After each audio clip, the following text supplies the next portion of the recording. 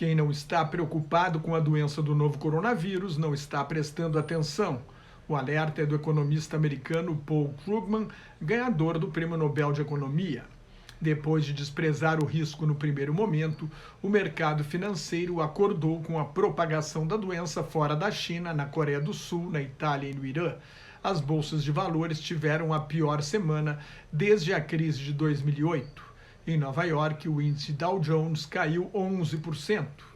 As pandemias acontecem há séculos e podem mudar o curso da história, lembrou hoje o jornal inglês Financial Times, principal diário econômico-financeiro da Europa e um dos mais importantes do mundo. Na Idade Média, a peste negra, talvez originada na China, matou a metade da população da Eurásia, entre 75 a 200 milhões de pessoas. A população da Europa levou 200 anos para chegar ao mesmo nível.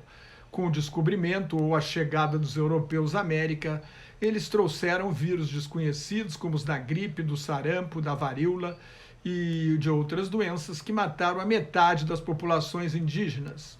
O mundo mudou com os antibióticos e as vacinas que conseguiram praticamente erradicar doenças que foram mortais durante séculos.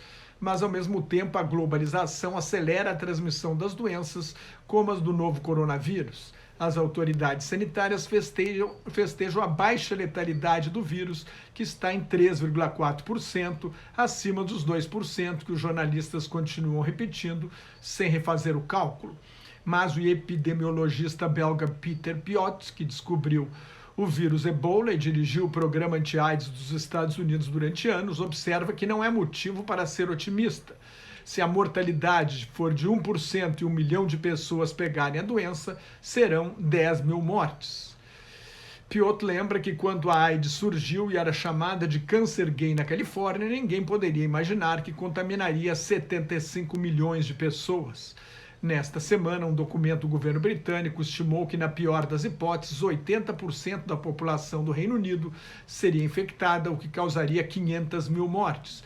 Já o professor Mark Lipsitch, da Faculdade de Saúde Pública da Universidade de Harvard, nos Estados Unidos, teme que 40% a 70% da população mundial sejam infectados em 2 anos, ainda que algumas pessoas tenham sintomas suaves ou nem percebam.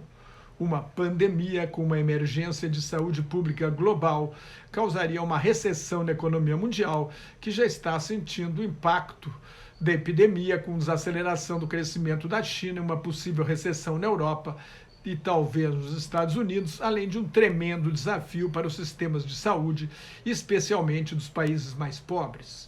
Nos Estados Unidos, com medo do impacto econômico sobre suas chances de reeleição, o presidente Donald Trump mentiu como de costume, alegando que a epidemia do coronavírus está sob controle. Foi desmentido imediatamente pelos cientistas do Centro de Controle e Prevenção de Doenças. Trump optou pelo otimismo e acusou jornalistas e a oposição de alarmismo. Em 2014, quando houve uma epidemia do vírus Ebola na África Ocidental, Trump acusou o então presidente Barack Obama de não preparar os Estados Unidos, mas Obama convocou uma conferência internacional para preparar o combate a futuras epidemias e criou uma unidade do Conselho de Segurança Nacional especialmente dedicada a isso. Trump não só acabou com essa unidade, como cortou em 80% o orçamento do Centro de Controle e Prevenção de Doenças, destinado a combater epidemias internacionais. O discurso oficial da Casa Branca é que tudo vai bem. O radialista de extrema-direita Rush Limbaugh, um dos seguidores do presidente, primeiro acusou a China de guerra biológica e depois tentou minimizar a epidemia, chamando a doença do coronavírus de uma gripe comum. O presidente parece mais preocupado com a Bolsa de Valores, que acentuou a queda durante o seu pronunciamento, num sinal de que não concorda com o otimismo de Trump. Uma pandemia vai aumentar a importância do governo no sistema de saúde dos Estados Unidos, pode fortalecer o argumento dos senadores Bernie Sanders e Elizabeth Warren, que disputam a candidatura do Partido Democrata à presidência dos Estados Unidos, prometendo um sistema de saúde totalmente estatal. Com a longa tradição libertária da direita americana e as teorias conspiratórias que acusam o governo federal de atacar as liberdades do cidadão comum, a quarentena e o isolamento devem ser combatidos ferozmente. A equipe americana que foi a Wuhan arrecadar os cidadãos dos Estados Unidos do principal foco da epidemia não usou a proteção necessária nem foi testada na volta ao país. Na era da desinformação e das notícias falsas, a maior arma das autoridades de saúde numa epidemia é a transparência. Com sua guerra contra a ciência e o aquecimento global, Trump não tem a menor credibilidade. Na China, o ditador Xi Jinping não precisa se preocupar com a reeleição, foi proclamado presidente vitalício pelo Partido Comunista. Mas a popularidade e a legitimidade do regime e, em consequência, a liderança de Xi estão em xeque. O regime atribui a epidemia ao acaso e não à falta de higiene no mercado de Wuhan, onde eram negociadas carnes de 114 animais selvagens.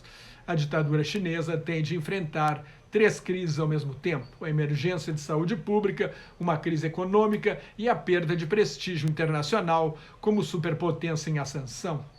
Mais da metade da população da China, cerca de 700 milhões de pessoas, enfrentam restrições ao direito de ir e vir. É o maior cordão sanitário da história.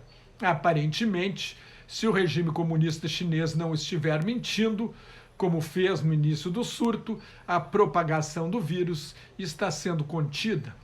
Mas a morte do jovem médico Li Wenliang, um dos primeiros a advertir para o risco de uma epidemia grave, deflagrou uma onda de protestos contra o regime nas redes sociais. No seu leito de morte, o Dr. Li escreveu: "Penso que uma sociedade saudável não pode ter apenas uma voz." Foi uma condenação direta ao autoritarismo de Xi, que quer ser a voz de 1 bilhão e 400 milhões de chineses.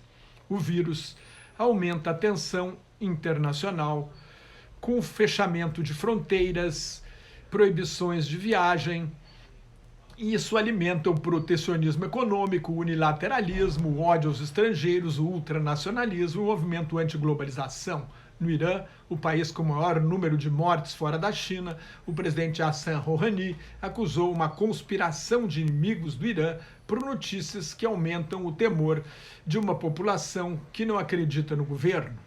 Na Coreia do Sul, o país com mais casos depois da China, aumentou o sentimento anti-chinês e a oposição ao presidente Moon Jae-in. Na Itália, o país mais atingido na Europa, o governo está sob ataque da Liga, um partido neofascista de extrema-direita que lidera as pesquisas para as próximas eleições. A União Europeia tenta manter o acordo de Schengen, que aboliu as fronteiras internas entre 26 países, alvo de ataques de extremistas de direita desde a crise dos refugiados. As fronteiras podem ser fechadas em emergências de saúde. Com o primeiro caso registrado na África subsaariana, a Nigéria, país mais populoso da África, a dúvida é se os sistemas de saúde de países menos desenvolvidos terão condições de enfrentar o novo coronavírus. A Nigéria teve sucesso no combate ao vírus Ebola em 2014.